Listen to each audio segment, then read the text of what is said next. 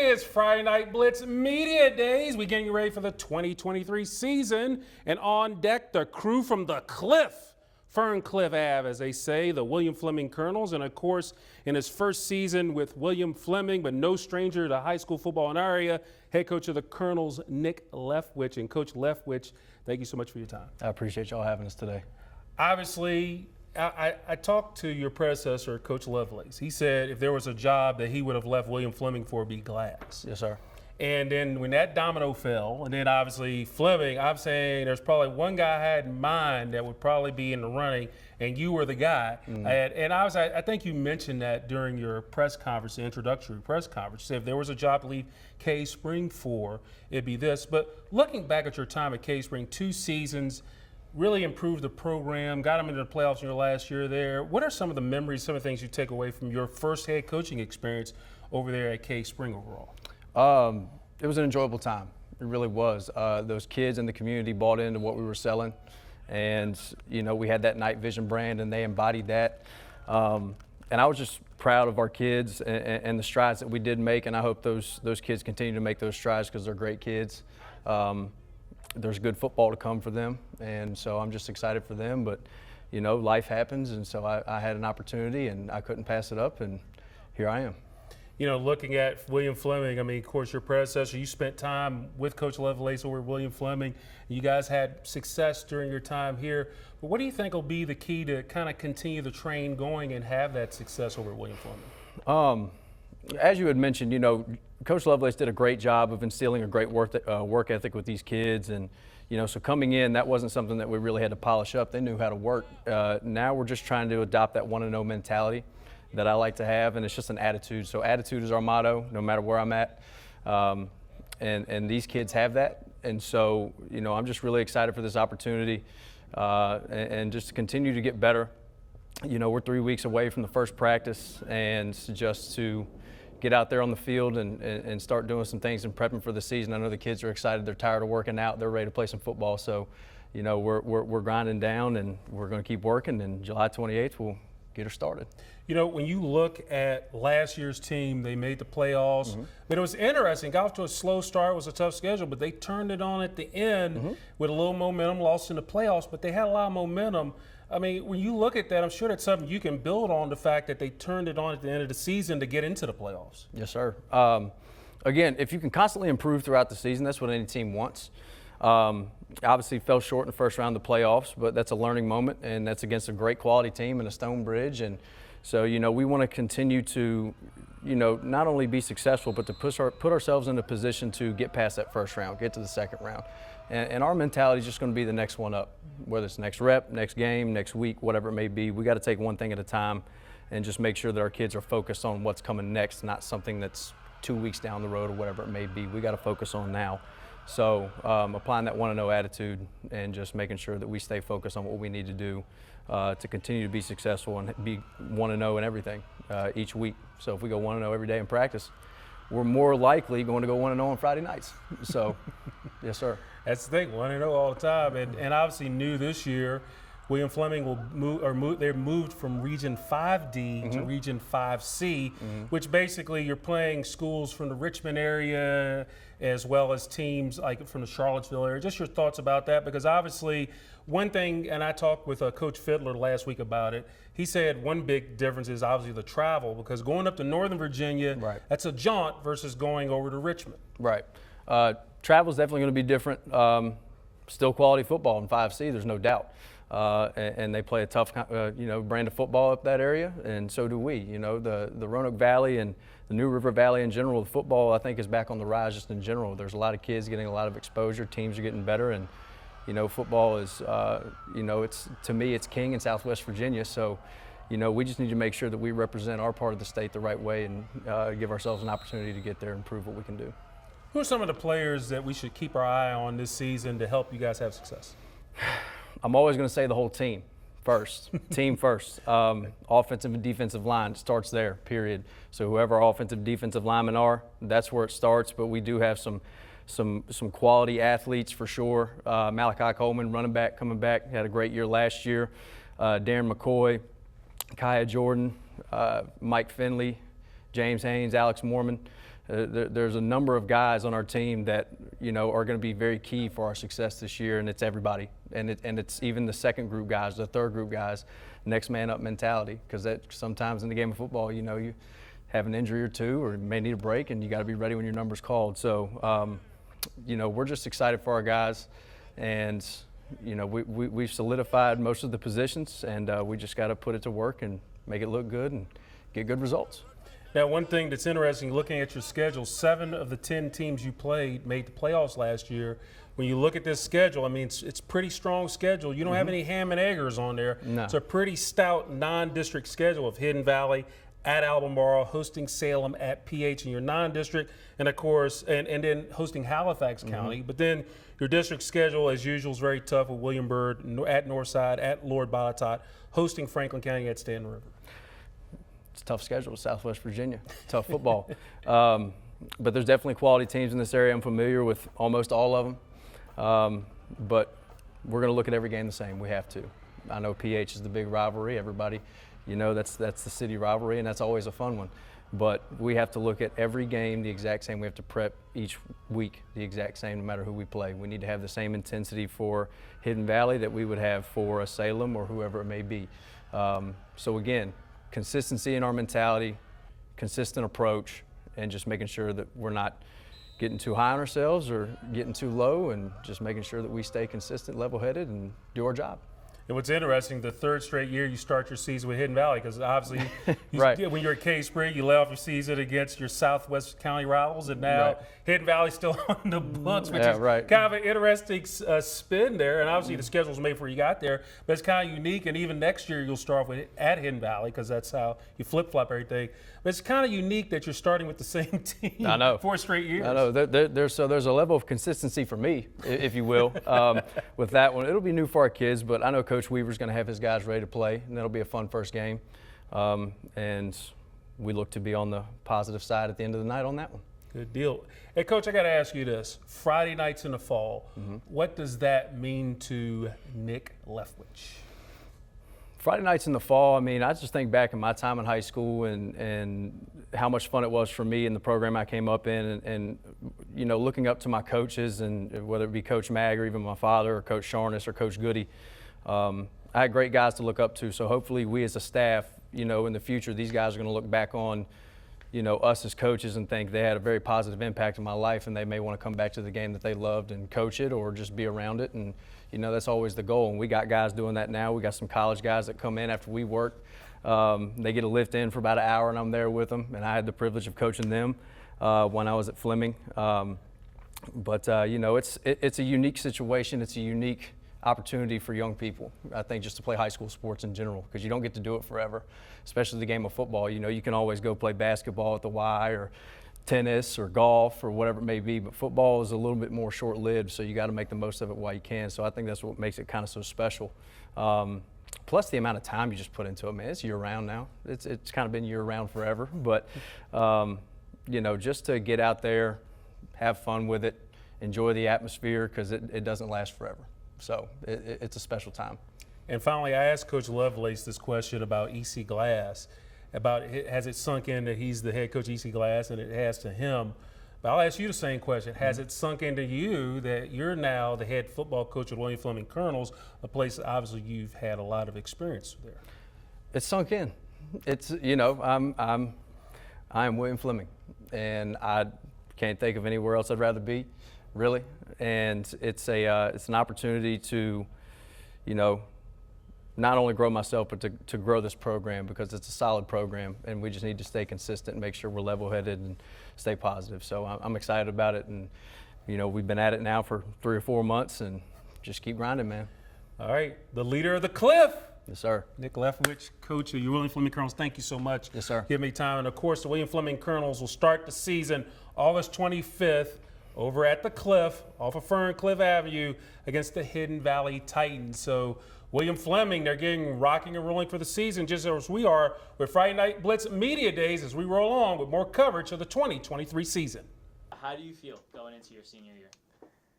Feel like it's time to show what I'm really capable of. I'm trying to start over, start fresh, even though I ain't really starting over, I'm just going to start fresh every year. And this year I mean way more than every other year. Yeah, I was about to say, start fresh from what? What? How do you evaluate last year? Start fresh. I'm injury prone, like, oh my gosh, all the time. I could not be injured. But it was like I was injured playing in the games because I didn't care. So now it's like my body is regenerated. It's time to start fresh, and I can finally go through a year without being injured because I feel 10 times better than I did going into my junior year. You're healthy. That's Yes, great. healthy. What were you dealing with last year? Like everything? It was, first I had bruised ribs for like 3 to 4 weeks, and I was just going in game after game. My mama was telling me not to play, but I'm like, Mom, as long as I can breathe, I'm going to keep playing. I didn't care. Then it went from dealing with bruised ribs to having back-to-back concussions. It was like, I never had a real concussion. I had to wear shades inside. I couldn't even be in school with my glasses on, without my real glasses on, because the light was hurting my eyes just off of the concussion. And then the concussion, it just set up for another. And then there was something wrong with my foot. It was just like, it was stuff going on all year. And I played through it every chance that I got until I physically took out the game. When was that? When was I had to get? It was Salem. Oh, okay. It was a Salem game. I had just caught. Yeah, this was like my second or third interception that season. Cause this season, even with being injured, I still was leading our team in interceptions. So this was like my second interception. I'm running, the QB hit me. I feel it, but I'm like, all right, it's my ribs. I feel it. My trainer, she like, you okay? You okay? This is early in the second quarter. I'm like, nah, yeah, I'm good. I go back out there. I'm getting hit. I hit. And my trainer just see me getting up, and she's like, nah, he done. Took me out the rest of the whole second half. I was like, dang. That must have been rough to not be able to play because you had a lot of heart. Where does that heart and determination come from? Bear from PG County, because that's where I'm originally from. I lived in D.C., and I'm from PG County. Then I got moved down here, and it's like, coming from where I came from, we just built with heart. We ain't going to stop doing it until we got to forcefully be stopped, and that's what it took for me to end these games, to get forcefully took out. When did you move down here?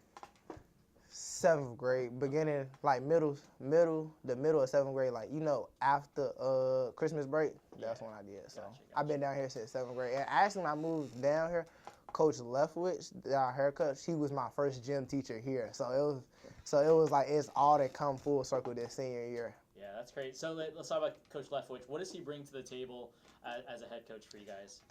As a head coach, he brings intensity. He got jokes, but he is so serious all the time. And that's the type of coach I feel like we needed, like somebody who play around but can get us focused just like that every day. What's the transition been like? Because obviously, like Jamar Lovelace to Left. I mean, they're all good friends and all that stuff, but like it's always kind of different when you're dealing with a different coach. What's it been like for you guys? It's not more of us transitioning. It's just more of us adapting to a new type of style that our coach brings in, because they both are great coaches, but they have two different styles, and that's just us. We adapted to what came with him being our head coach. So you grew up in Prince George's County, PG County. When did you fall in love with football? How did that come about? I couldn't even tell you. It was before diapers. I came out the womb, and my mama was like, yeah, this is a football player right here. I literally still have a picture from probably like 2006 of me and my brother holding a football and a basketball. He was holding the basketball, I was holding the football, and to this day, he's playing high school basketball right now, and I'm playing high school football. So it's like, it's always been there. Is there something about the game that's kept you in it? I mean, clearly, like, you're playing through injuries. There must be something about the game that you've continued to love over the years. Putting on a show. That's what I like to do. I put on a show, and I know what comes with putting on a show. It can lead to greater things in life, and that's really for my mom, because she's been on my back, and knowing that I'm so good at football, that makes her even more hard on me when it comes to doing it, and that makes me want to push and be great at it every day. Well, there's no bigger show in Roanoke than when PH and William Fleming play. How do you describe what that game is like to you? It's not even a game. It's a flat-out brawl. We want PH every year. So PH come in talking, we come in talking. We don't do nothing but let us play on the field. And every year we play PH, it's a brawl. The whole fourth quarter, every year. It don't matter what's going on. We gonna fight. So your senior year, what would it mean for you to beat PH? how do I describe everything? Like, it would mean everything. To know I can go out my senior year saying that I beat my high school rivals, that's all I need. That's bragging rights for the rest of my high school career. You have a lot of emotion to you. I mean, what has this game given you as a player these last 3 years as you now head to your senior year? Reassurance to know that even when I'm playing this sport, that it's still stuff outside of it that I'm really good at. It's showing me that I can always multitask my whole life with this sports thing and school at the same time. So it's like playing football is it's giving me eye-opening stuff, because football can lead to a lot of stuff for my future life that I'm really excited to see. Yeah, for sure. Yeah, how's that going? Great. I've been visiting colleges the whole summer. I came from UConn 2 weeks ago. I'm actually going to the University of Delaware this weekend. And after that, I got a couple more visits I have to go to. And then I'm ready for this senior year.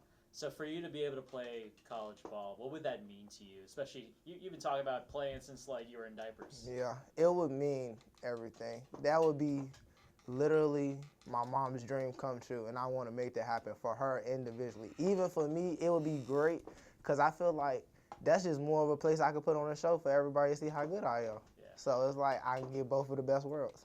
Have you thought about what it's going to be like to walk onto that field for the first time in your senior year, your last first home game, the emotions that you'll be feeling? Have you thought about what that's going to be like? Yes, and the bad part about it, I know it's going to be emotional. Like, I've already understand that this means more than just a game now. It's my last game, my first game ever in high school. So it's like I'm ready to go out there, and not only the first game, but all the rest of the games put on a show. And for you to go out there healthy. After everything you've been through, I mean, what does that part mean to you too? Resilience. That means I done been through some things, and I'm still here fighting every day, and to the best of my ability, no matter even if I am hurt or not. But when I'm healthy, it's even more of a better thing. Nice, man. All right, I appreciate it, man. Best of luck. You're one to Thank watch. you. First off, just how do you feel going into your senior season on the gridiron? I feel good, honestly. Like, it's your senior season, go out with a bang, you know, give it your all. If not this year, then when? You guys have a new coach, so that's a bit of a change. Although, like, I feel like everyone knows each other, so it's like it's not like you're getting a nobody. You're getting a guy who has a good pedigree. How do you feel about Coach Leftwich? What does he bring to the table? See, Coach Leftwich was the DB coach my freshman year, and he was, like, always that guy that got you, like, hyped up. Like, he was always that guy that made sure you was doing what you had to do and all that. Like, Coach Leftwich is the definition of a good coach, and I'm just glad that he's back with us, honestly. Yeah, I mean, how exciting is that, just to have some familiarity there? Honestly, when I heard he was our coach, I was jumping up and down on my bed and everything. Like, we was just turned up to hear that he was our coach for real. That being said, you know, there's always a bit of a transition when you work with anyone that's different. What's that been like to go from Jamar Lovelace to Nick Leftwich? The transition is, I wouldn't really say it's different, but you could definitely feel that it's different. Like, not really in a good way, not really in a bad way, but it's different. But I think it's a good different. Take me back to last year. What are your thoughts about how last year unfolded? I know it ended earlier than you wanted it to, but just what did you think of how last year went? Last year we had some ups and we really had some downs, but it was a good fought-out season. We had a lot of injuries and everything, but our guys, we gave it our all for. Yeah, ups and downs though. It made you guys stronger though. So like, how do you guys feel as a team going into this year? What strengths do you feel like you guys already have that you can build off of? Honestly, based off of last year, a lot of guys were playing that we didn't expect to play. So I feel like we got a lot of built-up chemistry that really nobody can touch in Roanoke Valley. There's really a lot of things that we bring to the table that I feel like other teams just don't. And maybe some depth, right? Yeah. Talk about that a little bit, just like the fact that you had some guys step up when you weren't expecting them to. How do you feel like that's going to help you guys this year? I feel like a lot of people that don't know us, they about to see us this year. Let's talk about you for a second, you in football. How did that come about? How did you fall in love with this game? Well, I was really 4 years old playing flag football one day. You know, everybody played flag football in recess, you know, so that's really how I fell in love with the game. I just never put it down, honestly. And you stuck with it for a while, clearly. What was it about the game that kind of kept you in it? Honestly, it's so fun. Like, when you playing football, you ain't really got to think about nothing. You just playing. You just out there having fun. Now you're in your senior year. What emotions are you feeling knowing that, like, everything's like your last this, your last that, you know? Honestly, I'm really trying you try not to think about it, but then you start thinking about it. You really just got to live in the moment and keep going. Everything going to come at the right time. So what's that going to feel like for you, that first practice of the year? That's going to be your last first practice, your last first game. Like, what do you think that's going to be like? Honestly, I feel like it's going to be like I wouldn't really say like overwhelming, but like it's going to be like crazy because it's going to be some tears shedded at the end of the year, but like it's going to be a good time. Can't talk to Lynn Fleming without talking about the rivalry game against PH. Oh yeah. What's that like? Like, just What's playing it in that game. Honestly, I'm gonna keep it real. Very nervous. You're gonna get very nervous. Why is that? Just like the environment, it is probably the most packed game in Roanoke that will ever go down in all the years. Like, even if both teams suck, everybody is going to see that game. The crowd, do you feed off of that a bit? Everybody does, because I remember last year we was playing and it was one student section versus the other student section, and you had offense and defense chanting at each other, and I couldn't even hear the call from the sideline because I'm on the other side. So how do you control your emotions there? Because there's so much emotion going into that game, You know, honestly, you really just gotta really stay focused and keep your eyes on the prize. You can't really you can't let your mind shift too early or too soon. You gotta keep your mind you gotta stay focused. So to beat PH, like, what would that mean to you in your senior year? Honestly, we ain't beat PH since I've been here. We gonna beat them this year, of course, but it would mean a lot to me. What other goals do you have for this year? Honestly, for me, I low-key want to make All-State as a corner because I feel like I could do that. I made All-District last year and only played like 4 games in the regular season, so it was like I had a breakout season compared to everybody else, so I feel like I can do that. Avocado necklace? Any significance there, or just that's just there? My girl like avocados. Oh, nice. Okay. You guys like a lot of Chipotle with guacamole? Something like that. Okay, gotcha. I just want to ask. Anything else you want to add? Just know Fleming coming. All right, I'm excited. Keep us on your radar because we're going to be up there very soon.